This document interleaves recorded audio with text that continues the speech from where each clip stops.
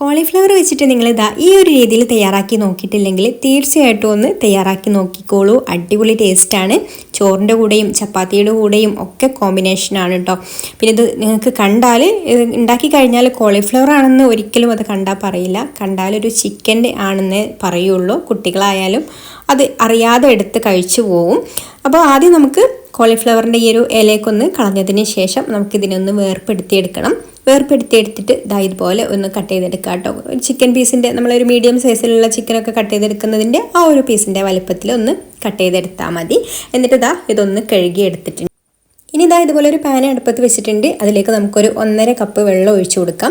വെള്ളം നമ്മൾ കോളിഫ്ലവറിൻ്റെ അളവിനനുസരിച്ചിട്ട് കേട്ടോ. കൂടുതൽ വെള്ളം ആയാലും കുഴപ്പമൊന്നുമില്ല, നമ്മളത് ഊറ്റിയെടുക്കാനുള്ളതാണ്. അപ്പോൾ വെള്ളം ഒഴിച്ചു കൊടുക്കാം. പിന്നെ അതിലേക്ക് ഒരു 1.5 ടീസ്പൂൺ ഉപ്പും ചേർത്ത് കൊടുക്കുന്നുണ്ട്. പിന്നെ ഒരു 1/2 ടീസ്പൂൺ മഞ്ഞൾപ്പൊടിയും ചേർത്ത് കൊടുത്തിട്ട് ഇതൊന്ന് നന്നായിട്ട് തിളപ്പിച്ചെടുക്കണം. നന്നായിട്ട് തിളച്ച് കഴിഞ്ഞാൽ പിന്നെ നമ്മൾ കഴുകി വൃത്തിയാക്കി എടുത്തിട്ടുള്ള കോളിഫ്ലവർ ഇതിലേക്ക് ചേർത്ത് കൊടുക്കാം. ഇനി നന്നായിട്ട് ഇതൊന്ന് തിളച്ച് വരട്ടെ. തിളച്ച് ഒന്ന് കോളിഫ്ലവർ സോഫ്റ്റായിട്ട് വരണം കേട്ടോ. അപ്പോൾ അതുവരെ ഒന്ന് തിളപ്പിച്ചെടുക്കുക.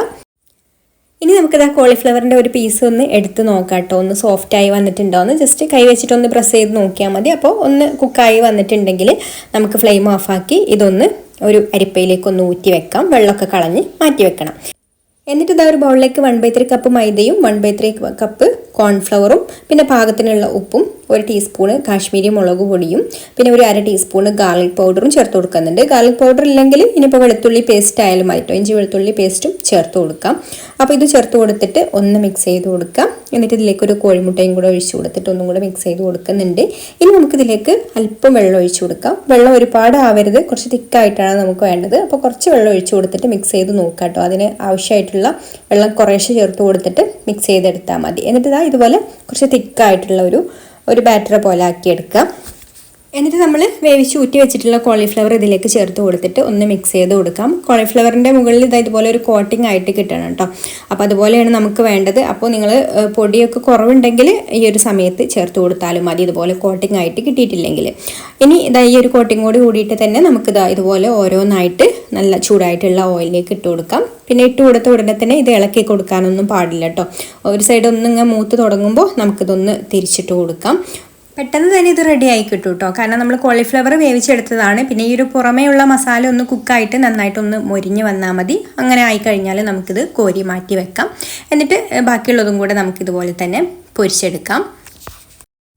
എന്നിട്ട് വേറൊരു പാന് സ്റ്റൗവിൽ വെച്ച് കൊടുത്തിട്ടുണ്ട്. അതിലേക്ക് നമ്മൾ പൊരിച്ചെടുത്തിട്ടുള്ള ഓയിലിൽ നിന്ന് തന്നെ കുറച്ച് ഒഴിച്ചു കൊടുക്കാം കേട്ടോ. ഒരു 2 ടേബിൾ സ്പൂണൊക്കെ ഓയിൽ മതി. ഓയിലൊന്ന് ചൂടായി കഴിഞ്ഞാൽ ഇതിലേക്ക് ഒരു 4 വെളുത്തുള്ളി ഇതുപോലെ ചെറുതായിട്ടൊന്ന് അരിഞ്ഞെടുത്തിട്ടുണ്ട്. അത് ചേർത്ത് കൊടുത്തിട്ട് ഒന്നങ്ങ് വഴറ്റിയെടുക്കാം.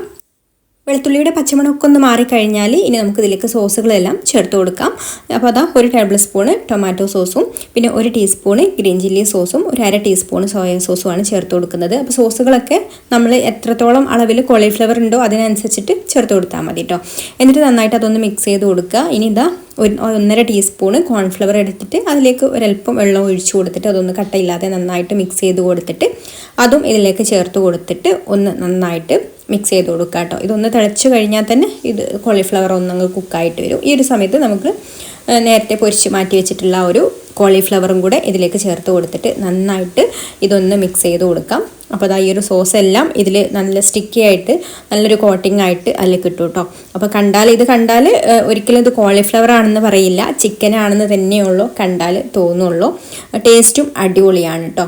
അപ്പോൾ ഇത്രയേ ഉള്ളൂ. ഇത് റെഡി ആയിട്ടുണ്ട്. ഇനി ഫ്ലെയിം ഓഫാക്കാം. അപ്പോൾ ഇനി ഗാർണിഷിങ് ചെയ്യാൻ വേണ്ടിയിട്ട് ഞാൻ കുറച്ച് വൈറ്റ് എള്ളും കൂടെ ഇതുപോലെ ഒന്ന് ഇട്ട് കൊടുക്കുന്നുണ്ട്.